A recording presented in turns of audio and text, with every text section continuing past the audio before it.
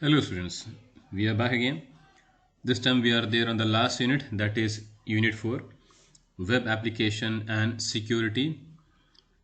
In this unit we will cover total number of 8 sessions. The very first session is working with accessibility options. Second session is networking fundamentals.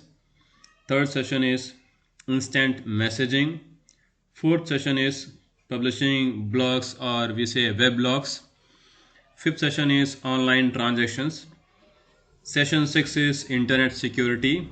Session 7 is workplace safety. And session 8 is accidents, emergencies, and preventions. So, total we have 8 sessions, and we will cover all these 8 sessions in this video. So, let's begin. So we will begin with the first session, and that is working with accessibility options. See, a number of persons are there who have some kinds of disabilities, who are not able to work as normally as we can work or we can do. So Windows 10 provides a number of features for all those kinds of persons who have some or the other problem, because of which they cannot work normally as we do. So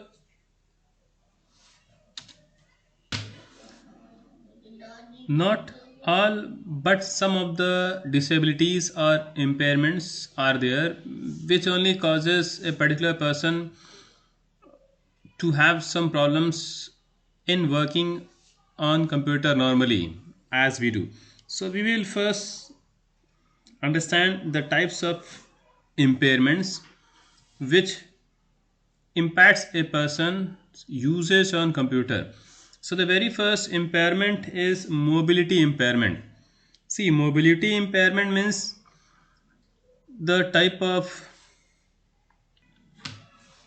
disability through which a person has particular problem in working on computer. Say for example, a person who uses wheelchair, certainly he will have problem in sitting under the computer table. And some persons with mobility impairment, they can have problem with keyboard and mouse, means they might have problem in their hand, in the mobility of their hand, and they may not be able to use mouse and keyboard as we do.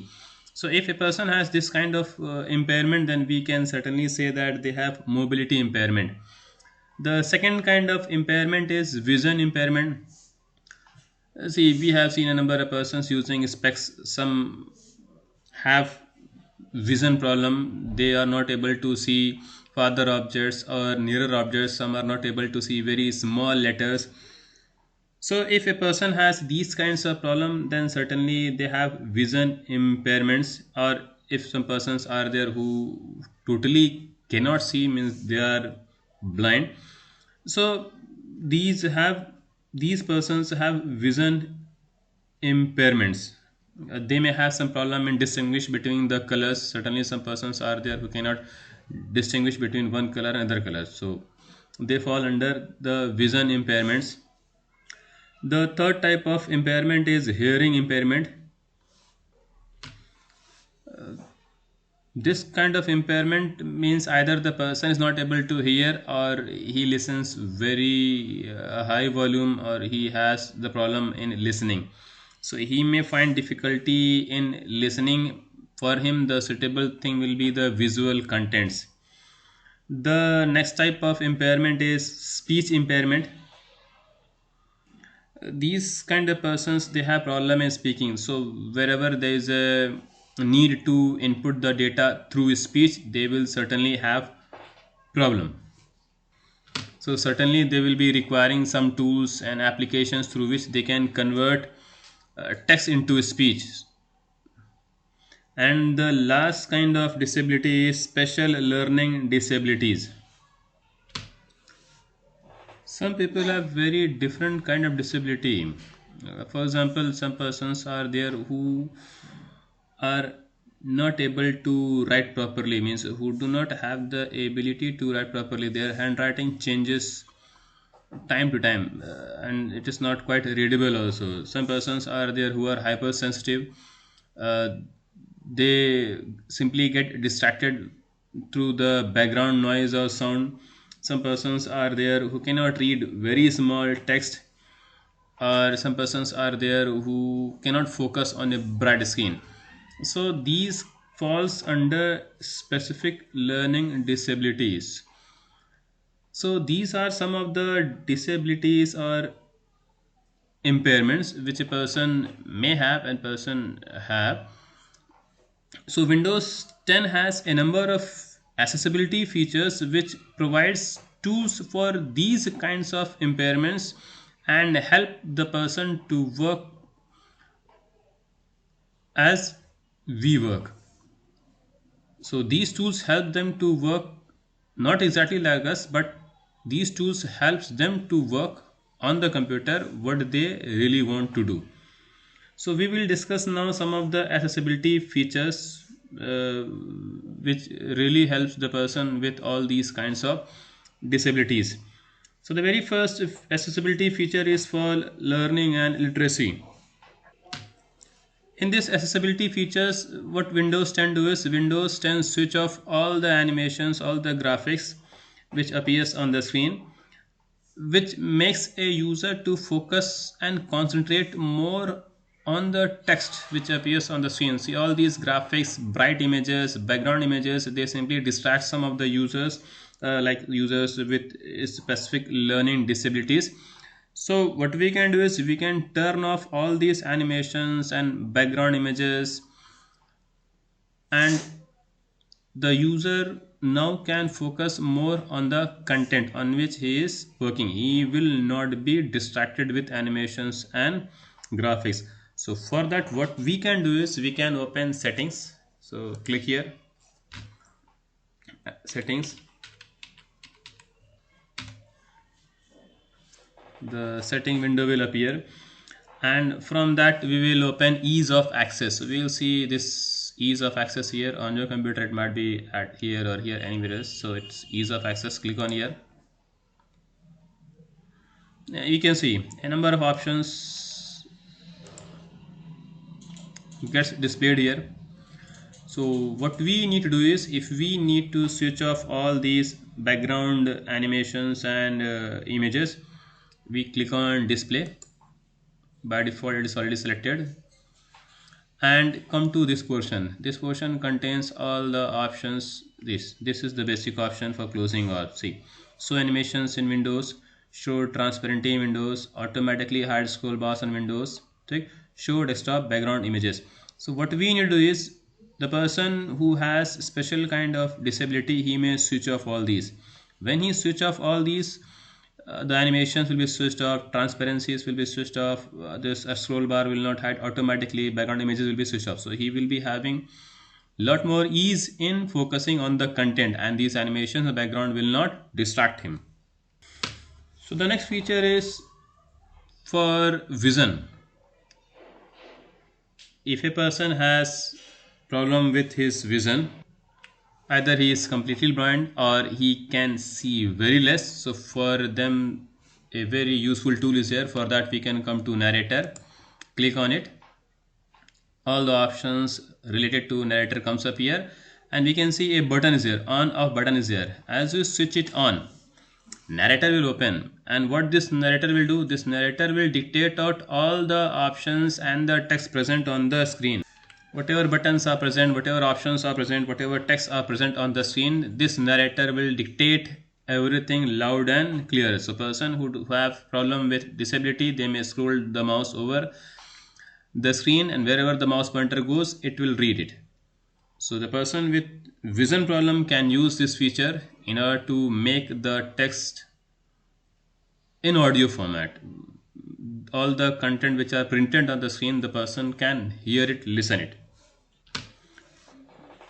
The next feature is for hearing impairments. Some persons are there who are not able to listen to low volumes, so for them there is a tool through which they can increase the volume of the system, and that is, for that they have to come to audio. Click on audio, and here you can see the volume of system comes up. You can increase or decrease the volume, means you can adjust, the person can adjust the volume to that extent when he is able to hear the audio properly. The next tool is closed captions. It is present just below audio, closed caption. See, it is used to make the audio convert into text. If a person is listening a audio or he is watching a video and he is not able to listen properly, so he can uh, use closed caption to make the audio converted into text and printed on the screen. A number of options are here through which they can change the setting of the text, and the dialogues or the sound will be converted back into text and printed on the screen. The next accessibility feature is for those persons who have mobility problem, means they are not able to use their hand or arm properly. For them, a special tool is there, and the very first tool is keyboard. For those persons, we can come to keyboard, click on keyboard.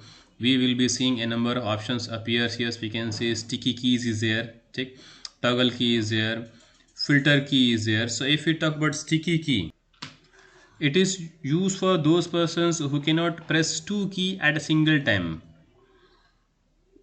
This sticky key will help the person to press both the keys at a single time.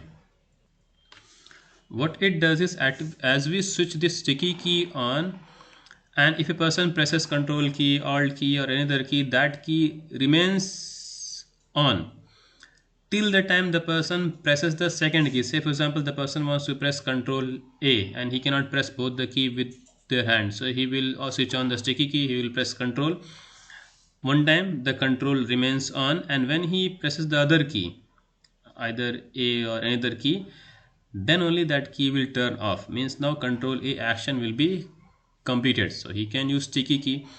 The next key is toggle key.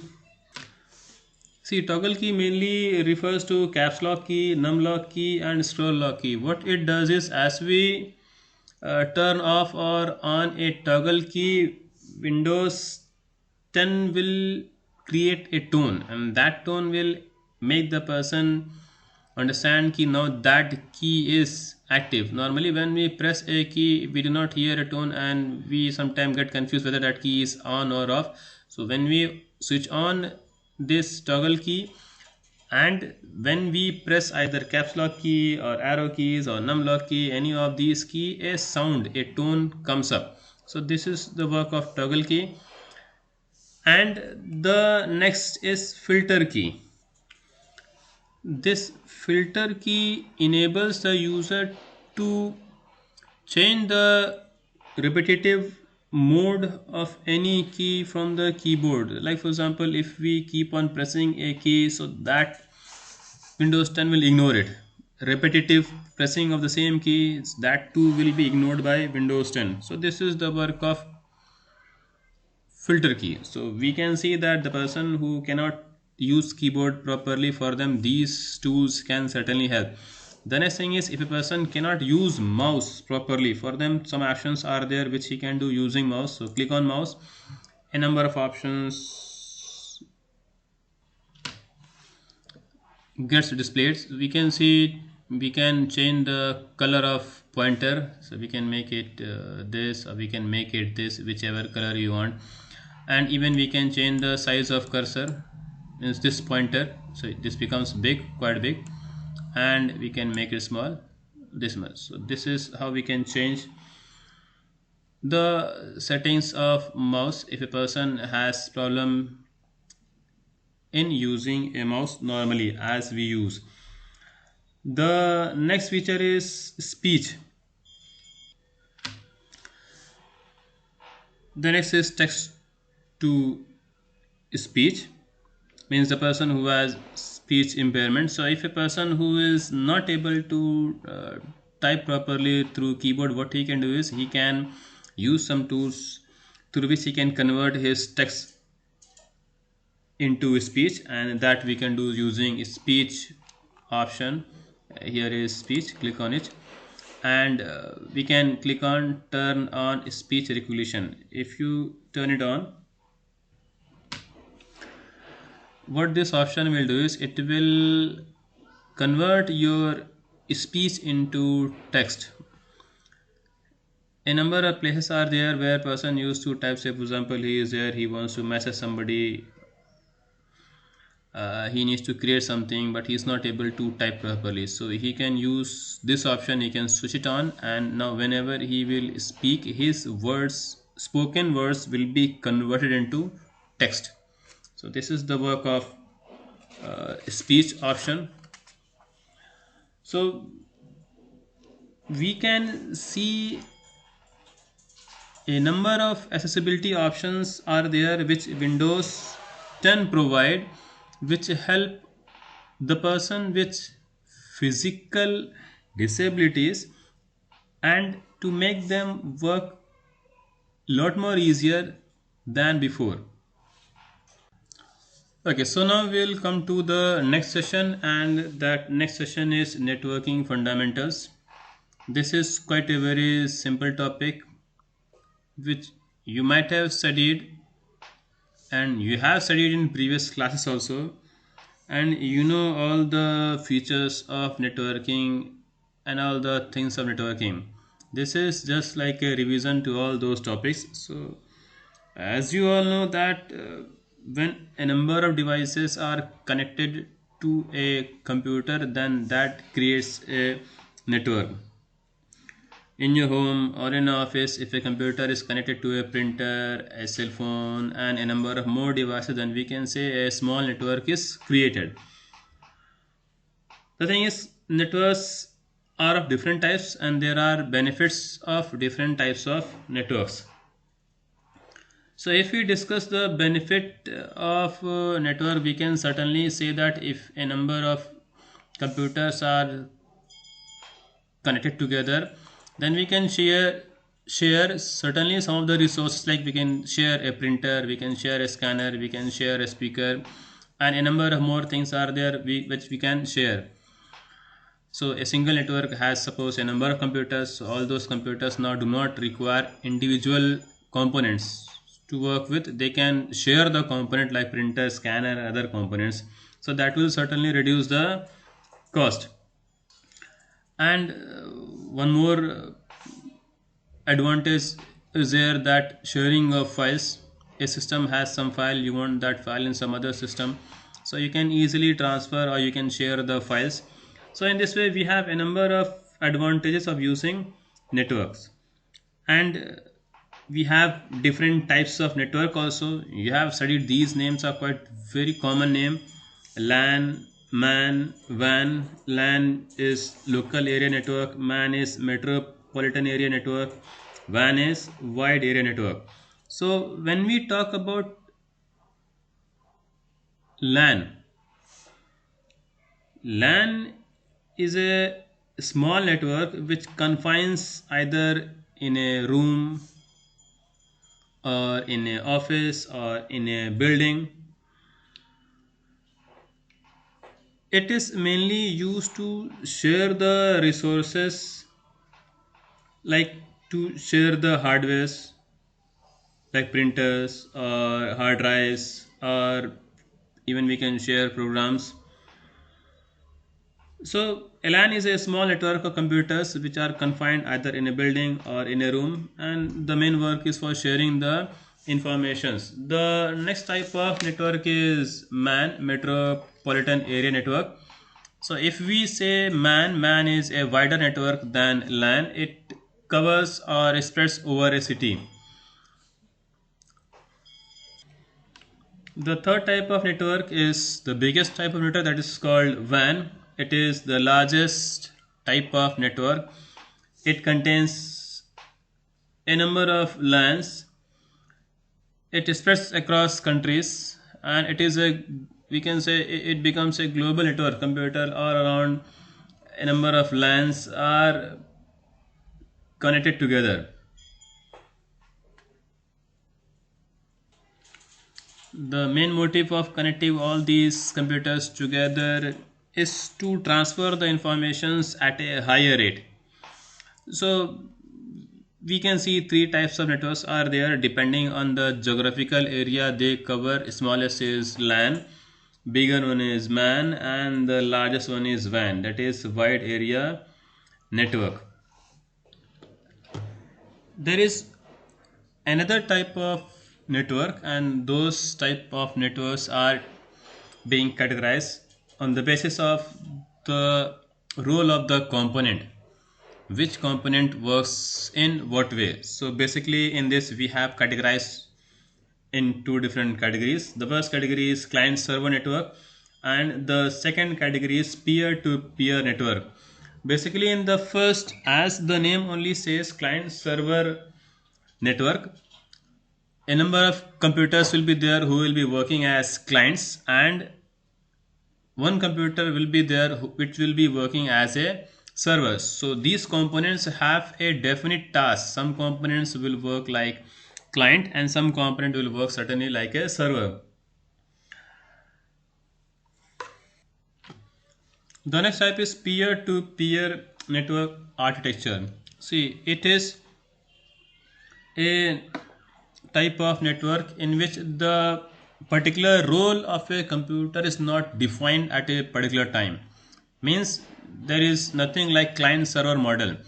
At any time a computer may work as a client, and on the very next moment the same computer can act like a server. So it is a non-dedicated server model, means we do not have a dedicated server.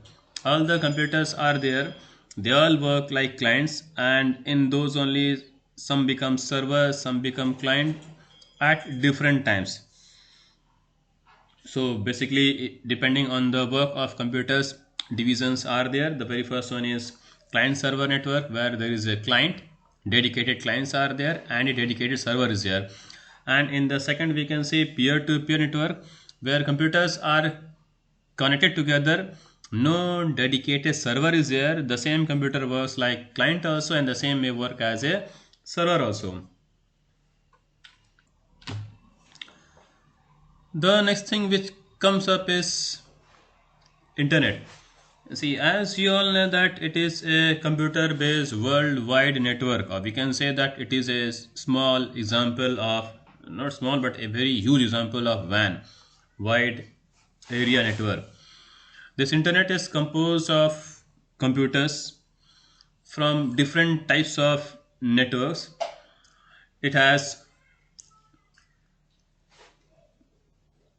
millions of computer all around the world to share information among each other.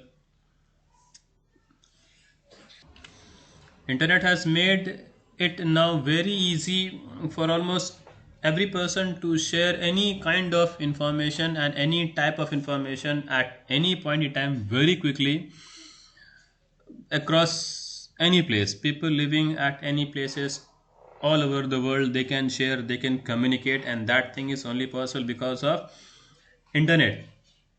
Internet provides a number of services. Different types of services are there which is provided by internet, and this internet has a number of components also, and these components also provides a number of services. So we will now see what are these components and what are the services which they provide. So the very first component we see is, and the most common component is, World Wide Web. See, World Wide Web was first introduced in 1989. See, World Wide Web is a group of programs. These group of program enables a user to transfer and to receive any kind of multimedia file like photographs, graphics, video, audio, combination of any kind of text. The person can transmit it and the person can receive also, and that goes to the contribution of World Wide Web. This www has only enabled us to use these all to transmit or to receive. It is graphical information. Just before World Wide Web, there was only text. People were able to use only the textual information, the information which were there in the form of text. But as this world wide web came, everything on the internet changed. It became a graphical, means all the types of informations, now those informations can be circulated quite easily. People have photograph, people have videos, people have some graphs, charts. Now they can share all. It is because of worldwide web. See, a number of people are there. Most of the people, they think that internet and world wide web are same, which is not true. See, world wide web is a part of internet which is made up of websites which have a number of pages. But internet is not only world wide web. Internet has a number of more features also, like forums, usenet and other things. So if we say that both are same, it's not true. Internet consists of world wide web, but they both are not same. So the next thing is key, what are the components of internet? The very first component of internet we can say is at forum. See, it is a place where people can advise to other people and people can search for advices for their problems, means they can get solutions. The next is research database, which is used by universities and a number of companies. The next is Usenet. It is a discussion group which is done on some specific subject or topic. Any person can have their discussions on any particular topic depending on their choice. Next is email and IM. IM means instant messaging. This is quite a common term. You all know what is email and what is instant messaging. And the last is Telnet and Gopher plus FTP, that is file transfer protocol. So these are the components of internet.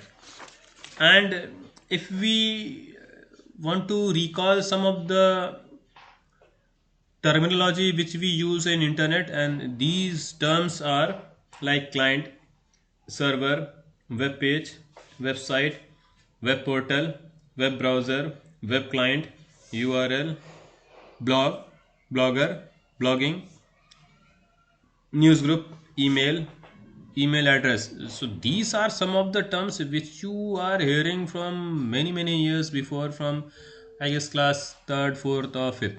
So you all know what are these, and these are quite very common terms.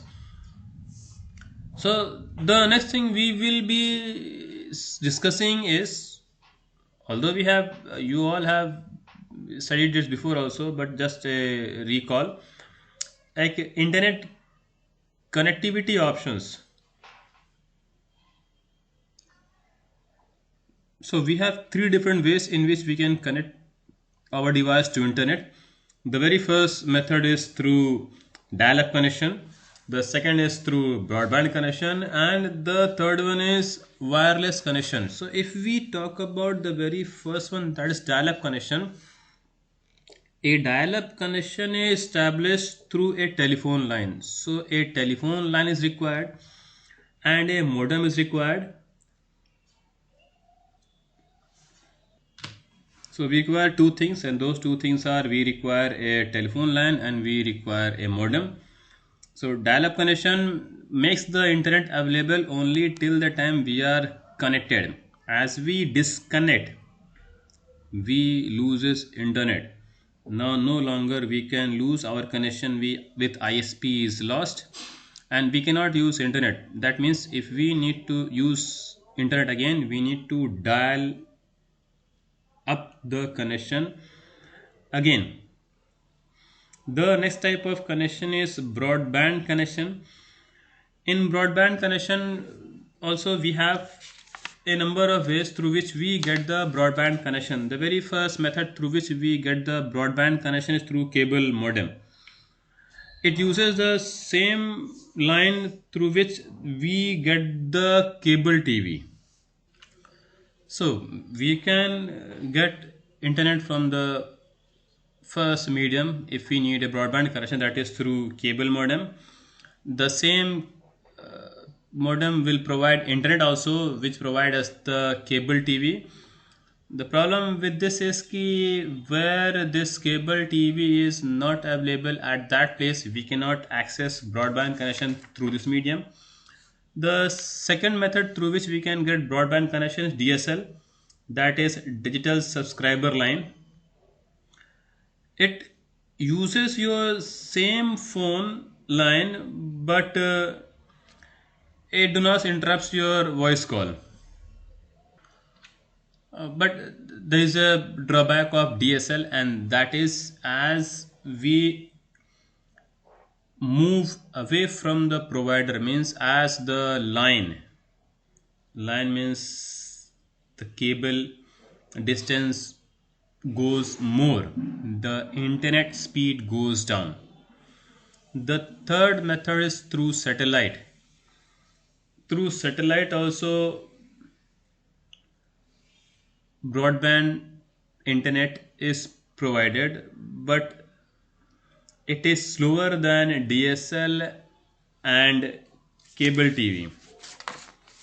So we can see that three mediums are there through which we can access broadband internet, and these three have some advantages and they have some disadvantages. The third medium through which we can get internet is wireless connection. The very first is Wi-Fi. You all are very aware of Wi-Fi. So Wi-Fi is quite a simple method to access internet. So wherever we see a hotspot, we can connect our devices which has Wi-Fi in it to the hotspot, and we can access over internet if that hotspot has an active internet connection. But make sure that when you connect your system which is Wi-Fi enabled to a hotspot, that hotspot should be known. Do not connect to a unknown hotspot. The next method through which wirelessly we can get internet is WiMAX. See, in WiMAX there is a tower. That tower is termed as WiMAX base station. This base station has a internet connection. It transmits the internet connection through microwave, means the user has to establish a connection through microwave. It do not relies on cables. It is a wireless medium and microwave is used. The end place means the place which requires to get the connection through WiMAX needs to connect their system using this microwave, and they can have a high speed internet connection wirelessly. Okay, now we will move on to the third session, and the third session is instant messaging. This is quite a term, a very general term which you all might be aware of. You all used to chat with your friends, with your relatives, using your cell phone or using your computer. What happens? You send a message and then you get the reply instantly. So chatting online is termed as instant messaging. So in instant messaging, what happens? We require a working internet connection. We require a application which is supports instant messaging. Chatting applications we require like Google Talk or Hangouts, Facebook Messenger, or like WhatsApp, or chatting feature of Instagram. What happens in this key, using internet connection we send a electronic message to a person. The message is received or goes to the person instantly, and if that person is available at that time he can reply. So this is what we term as, what we call as instant messaging. The advantage of instant messaging is कि it is available all round the clock. Means 24 into 7 is available at any time from any place. We can text a message anybody. At present time, it is available on almost every platform. Either use iOS, I use Windows, I use Android. It is available on the all on the platforms. The next advantage is कि we can see all the messages which we have sent earlier to a person. It has unlimited storage of chat history. We can even create groups and we can send a message to a group, and all the persons who are there in the group will receive the same person. Even we can share multimedia files, like we can share audio, video, graphics, images. Even if we get a person from somebody, we can forward a message to somebody else also. And some more features are being added regularly to instant messaging and the applications which are responsible for that, like video calling or audio calling. These all are the features which are enabled now in instant messaging. A number of applications are there which is most commonly used, like WhatsApp, Instagram, Telegram, Skype, Facebook Messenger, Google Hangouts. All these are applications through which we can send and receive messages instantly.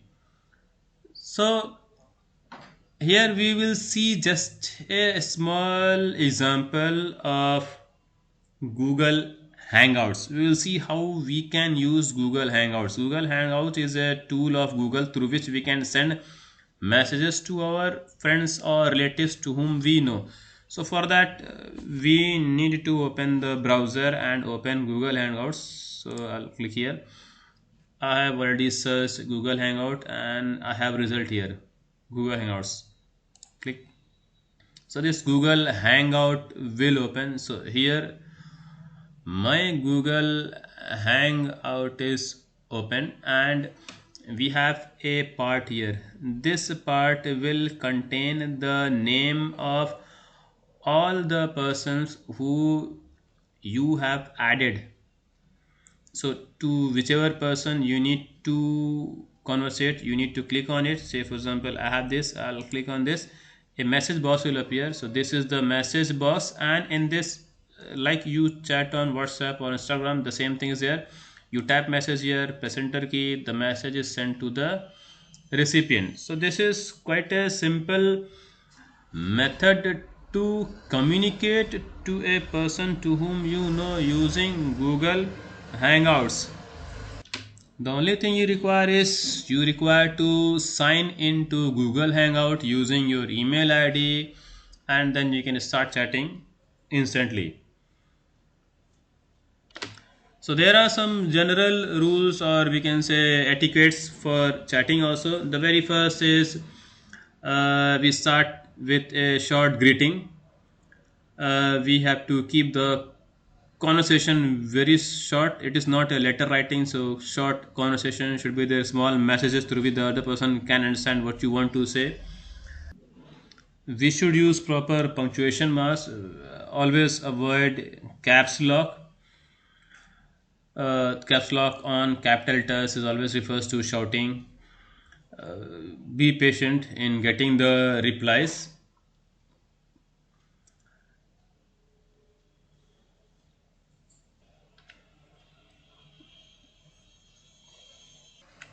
Always focus on the status message. Say for example, if somebody's status is busy or he says not available, do not poke him or interrupt him by sending the messages. And every time you end the conversation with a short closing like thank you or bye or take care. So this are the some etiquettes or the general rules which a person should follow. Basically some of the rules are there which a person follows, some rules are there which person do not follow, but depends from person to person, and it should be followed if a person wants to have a proper conversation with the other person. The next session which we will begin is publishing blogs, or we say web blogs. See, basically, blogs are the website which is the shortened term for weblog. It is a personal journal on the internet. It is a person's opinion on the internet. The person who writes these opinions means the blog is termed as blogger, and the activity of the person means the activity of the blogger while he writes or he updates and creates a new blog is termed as blogging. So basically, blogging is a method through which a person expresses his feelings or emotions or his thoughts over a particular topic. So if a person has a thought and he wants to express to all globally, because blog is available to all, it is like a newspaper which everybody can read. It do not have restrictions or foundations that a certain majority of people can only read. It is an open document. So if a person has something to say or something to express to all, he can create a blog and he can express his thoughts to all the people. The thing is ki depending on the types of activity means the thoughts a person has, there are different types of blog. Basically four types of blogs are there. The first one is personal blog, the second is news and views, the third is company blogs, and the fourth is micro blog. So if we see personal blog, it is the most common type of blog. It is a opinion of a person. It is the most common type of blog, and maximum number of users are there from this category, that is personal blog. In this personal blog, people express their views, their opinion, their thoughts on a particular topic. The next type of blog is news and views. It certainly contains the same type of information which it says. It contains the news, means the facts, the stories, the actions which goes all around the world, and it is certainly maintained by journalists which have the intact and the exact information. The next type of blog is company blog. These blogs are created by the companies just to let their customer and client know what is going on in their company. They create blog and they give information about their company so the customers or the client may know about the new products which are coming, their features and their properties. And the last type of blog is microblog. Microblog is a very new type of blog which came up now. It contains very short informations, very few informations, and the most simple example of this microblog we can take it as Twitter. Twitter allows the user to enter only 280 characters in a single entry, means a single blog of Twitter will contain 280 character, and that blog is termed as a tweet. So we can see we have four kinds of blog: personal blog, news and views, company blogs, and micro blogs.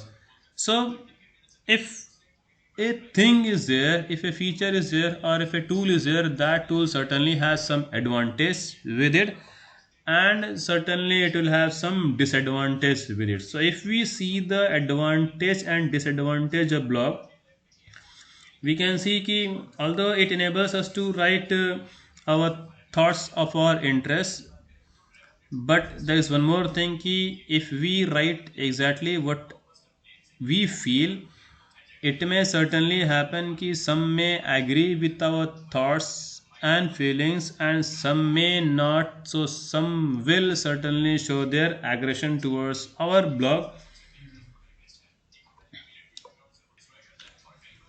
Although blog is quite easy to set up, we do not require technical knowledge for creating a blog, but certainly a number of blogs are available, personal blogs are there, and some blogs may contain accurate information, but some may not contain accurate. It varies from person to person, from blog to blog. Although we see or we say that it is a very easy method to set up a blog, but it is also a time consuming process, and we need to find out or set up a particular time for regularly updating our blogs. It has one more advantage. People can leave comments, means you write a blog and below the blog you will be seeing comments related to your blog. But there is a disadvantage, and that is ki you may be getting some rude replies also from other bloggers or readers. So certainly if we see advantages, we have some disadvantage in the blog. The next thing is how to create a blog. So it is quite a very simple easy thing to create a blog. We need to find first, the very first thing is the website which allows us to create the blog. A number of sites are there like Blogger, WordPress, Typepad, etc. are there which allows us to create blogs. So we will here see a website, that is blogger.com, and we'll see how to create a blog in blogger.com. So the very first thing we require is open a browser, and in that browser open blogger.com. We will see a window like this, and in this the very first thing we require to do is we need to sign in. We see a sign in button here, we need to sign in. Click on it.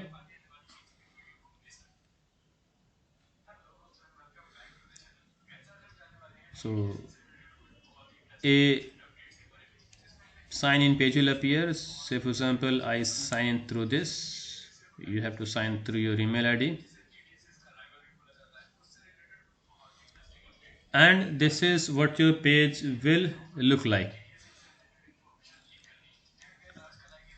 So if you need to now create a new post, you click from here,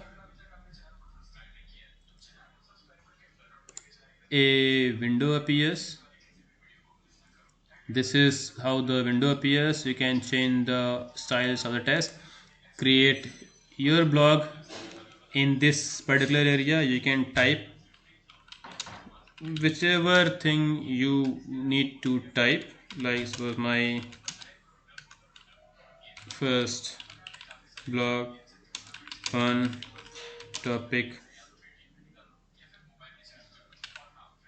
population.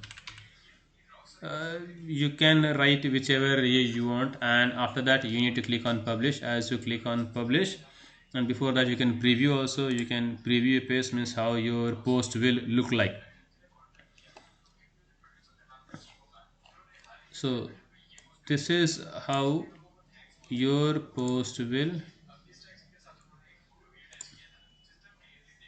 look like. Take at this place your post will be there, your blog will be there, and here the comments will go on. So this is how it goes. So we can go back,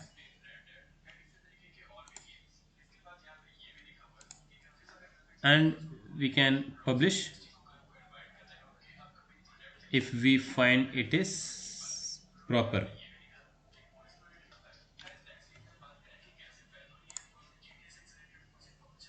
It will ask to confirm it,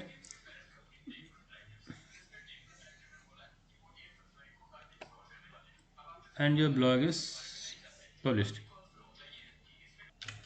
So you can see that my blog is published. Just an example, my first blog on topic population, you will be writing the content whichever blog you require to write, and there are a number of more options through which we can work with this blog. If you want to delete the blog, there is a button, you can delete the blog. If you want to make changes to the blog, you can click on the blog. As you click on the blog, same blog appears, and you can make the modification in the blog, whichever you want to make modification, and then you can update. As you update it, your blog will be updated. Say for example, I updated and changes saved, means the blog is updated. So if I need to delete it, simply I'll click on here and it will ask delete post. I'll delete the post. So this is just an example how you can create a blog using blogger.com. You have a number of options here. A number of themes are there. You can click here, you'll be getting a number of themes. How your blog will appear, say for example this one. So your blog appears something like this. So whichever theme you like to use, you can use your theme and you can create your own blog. So this is how we can create a online blog. There are a number of methods through which we can create offline blog also, and later we can publish it. The most common application which we can use to publish or to create a offline blog is Microsoft Word. Simply open Microsoft Word, as I opened here, Microsoft Word, and in Microsoft Word you click on File and click on New. These number of options comes up here. From there you have to click on Blog Post, click on Blog Post and click on Create.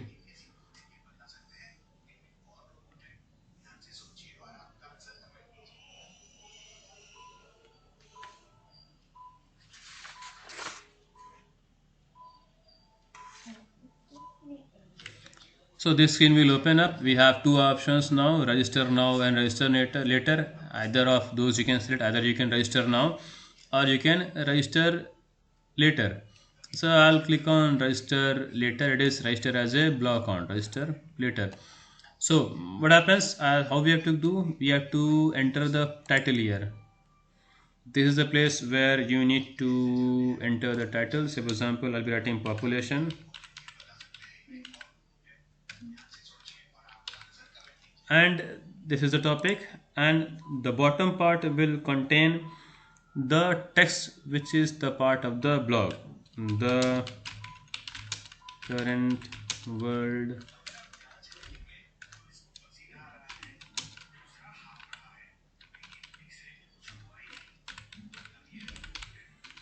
and so on. So you can continue with your blog and you can finish up your blog, and after that if you need to publish, you can click on this button, publish button, click on publish and click on publish. So as you click on publish, it will ask to register. You will have to register an account.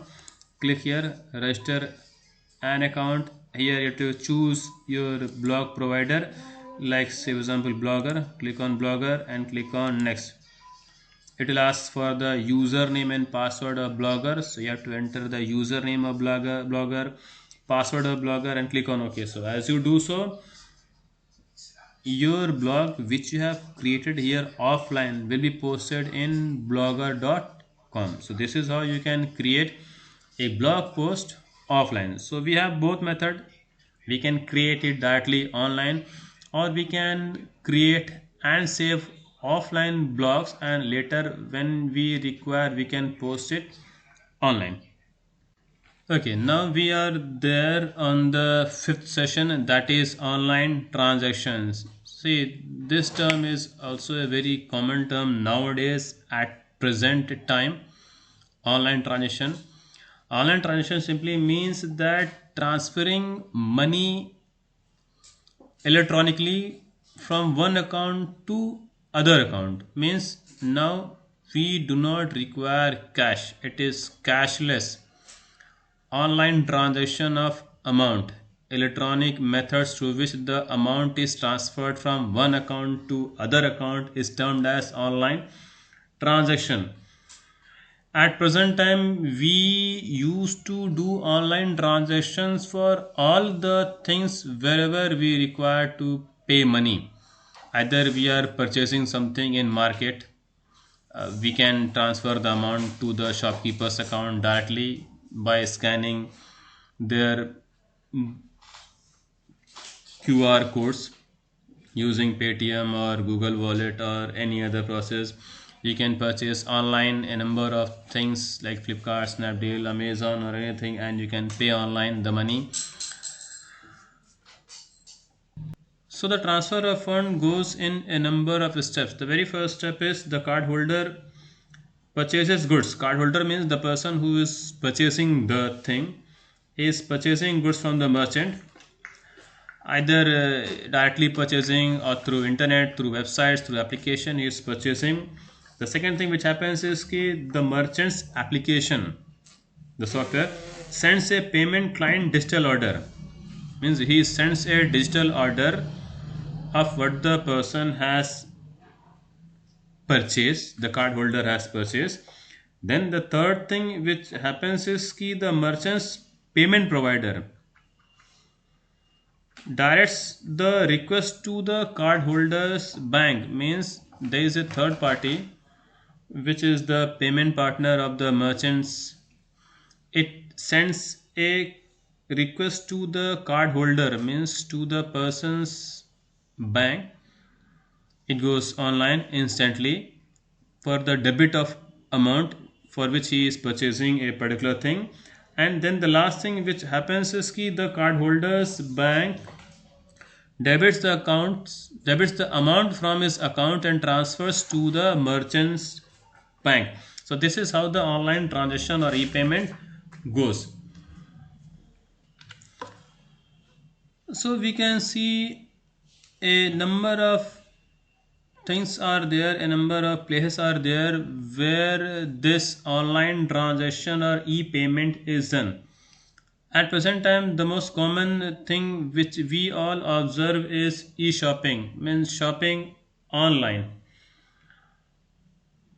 A number of websites are there available, like you can see currently on the screen. Flipkart is there, Amazon is there, Snapdeal is there, many more applications are there, websites are there which offers digital marketing or digital shop. These are like digital shops from where we can select a number of product and we can purchase online. So if we are doing e-shopping, in e-shopping a number of things are there which is involved. The very first thing which is involved is the item which we need to select. A number of items are there, and from all those items the very first thing we require to do is we need to select the item which we need to purchase. After selecting the product which we are going to purchase, we have to place the order. After placing the order, we need to do the payment, and there are a number of payment mode which we can apply for any product which you are going to place. Say for example, in this Flipkart only a number of things are, say for example this headphone. Click on headphone, a number of headphones will appear, and these are all the headphones. Suppose you need this headphone, click on this, it is selecting. So this is the headphone specifications and all, and you need to click on buy now.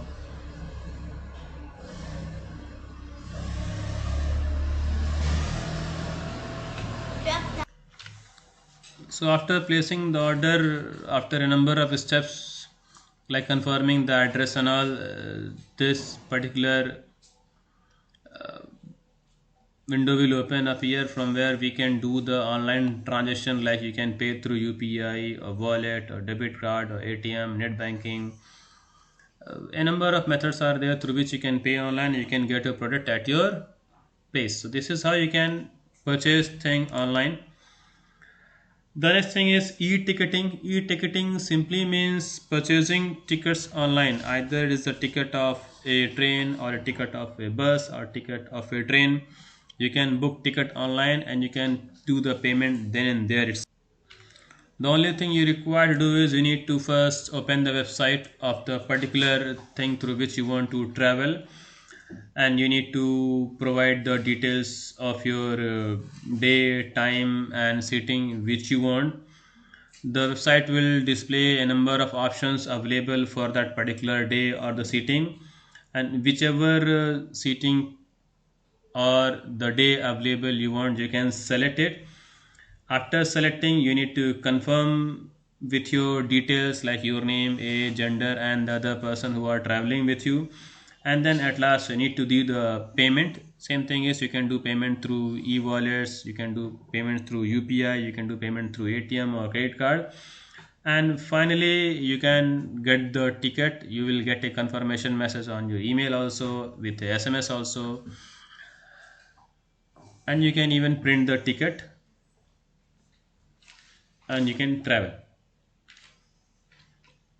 The advantage of getting e-ticket is, like, we do not have to stand in line for hours to wait for our chance. It is quite safe also. You do not require to give details to somebody else to purchase the ticket. You yourself can purchase the ticket, and it's quite fast. You do not require to, like I said, stand in line for hours and hours. So you sit at your place, you book the ticket, and you get it easily. Okay, now we will start the sixth session, and that is internet security. See, as internet has given us the freedom to access information, to use a number of possibilities to get information, to use the resources, it also has some disadvantages also, some threats also, so through which our informations can be hacked and tracked. So we have to set some security measures, we have to set some security parameters to safeguard ourselves from all these. The very important thing which we have is our passwords. A number of accounts we have online, and all those accounts are accessed through passwords. So very first thing we need to do is we need to set these passwords very perfectly so that nobody can guess it or nobody can crack it.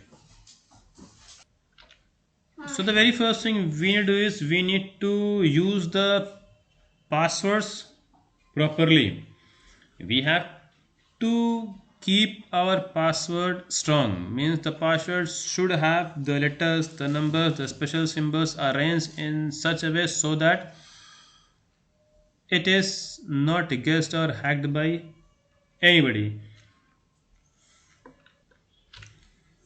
The password or the strong password, it helps to keep our personal information safe on internet. It also protects our emails and other contents, and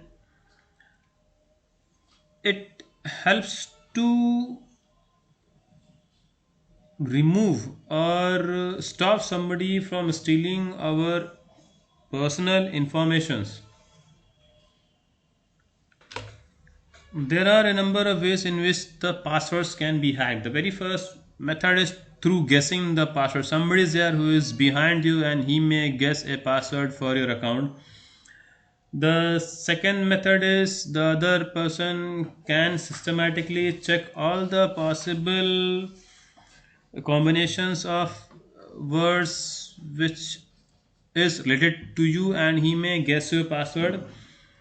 The third method is a number of hackers are there who hack the websites, and those websites contain the crucial information about users like username and password.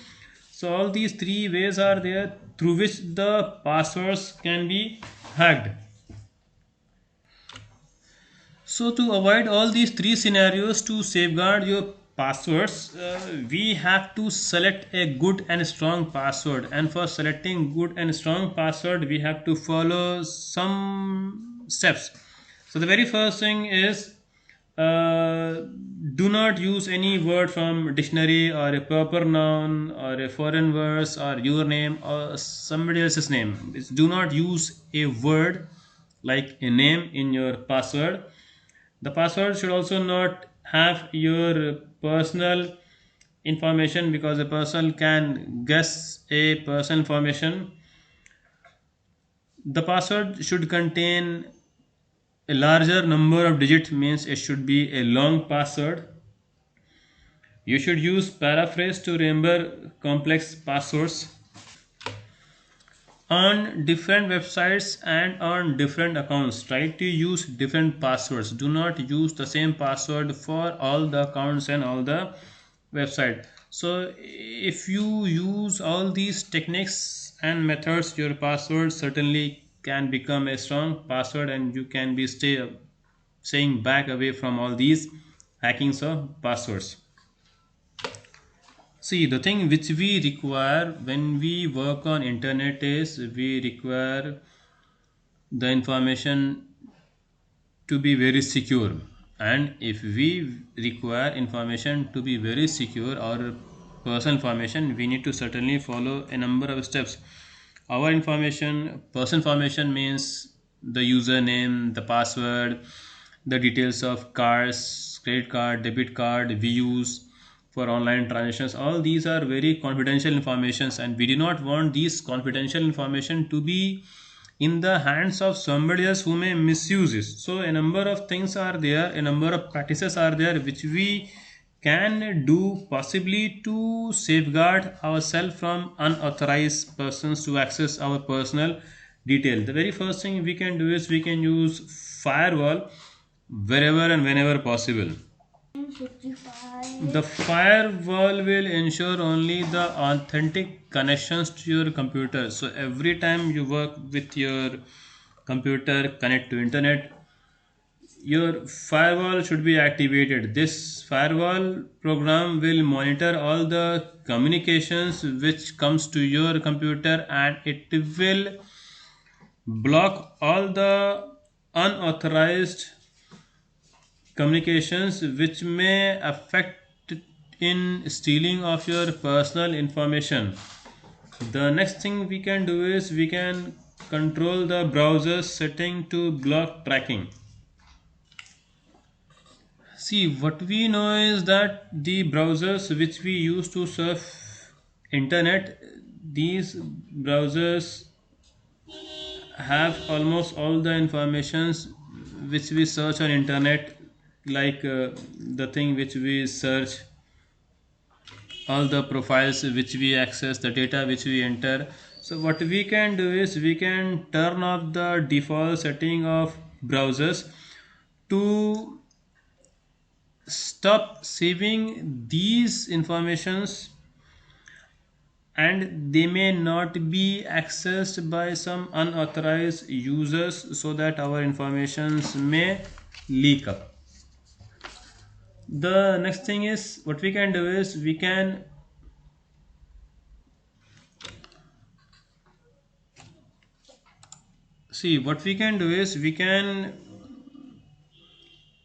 use browsers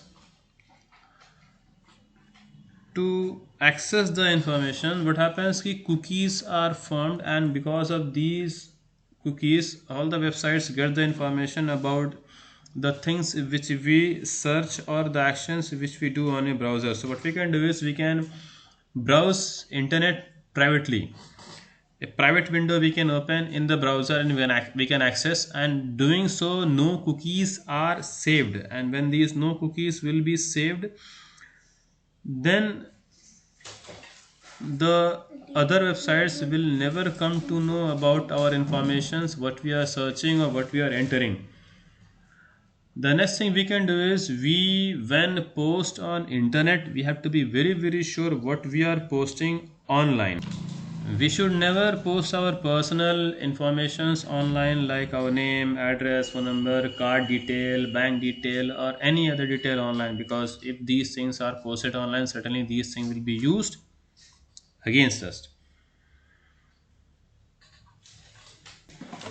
The next thing which we can do is we can only surf on the websites which are safe. See, when we browse on internet, websites are there. When we open websites, we can see on the name of the website, like this lock is here. At this place it says whether the website is safe or not safe, like here. If the website is not safe, it will show here that the website is not safe. So if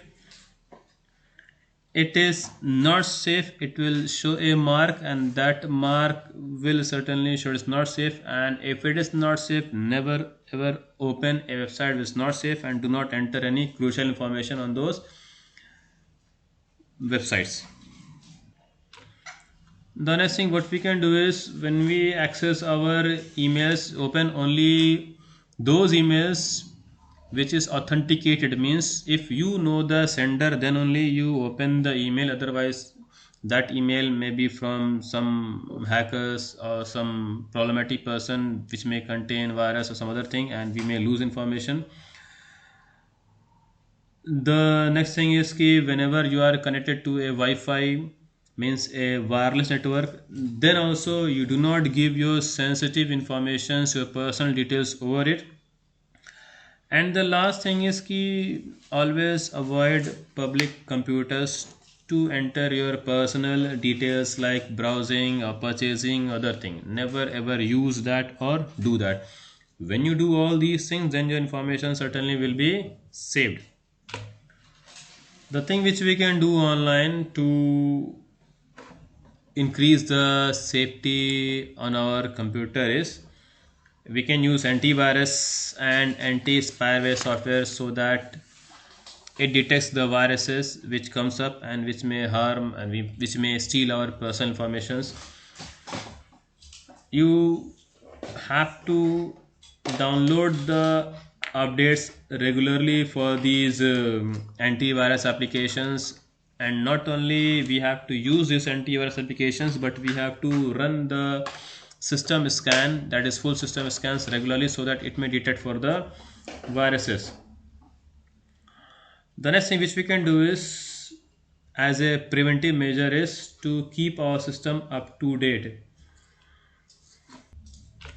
The very first thing is, like I said, keep your system up to date, regularly update your system so that it removes the viruses, it gets the update about the viruses so that our system may be free from these viruses. When we download a content from internet, we have to be very sure about downloading. A number of websites are there which ask to sign in using your password details, so be very careful while signing in. And lastly, what we can do is, we can disable cookies. See, when these cookies are saved, through these cookies only the data may be transferred to other websites and they may steal our informations. So these are some of the possibilities and some of the measures which we can take in order to safeguard our personal details from other users. So bye for now, take care.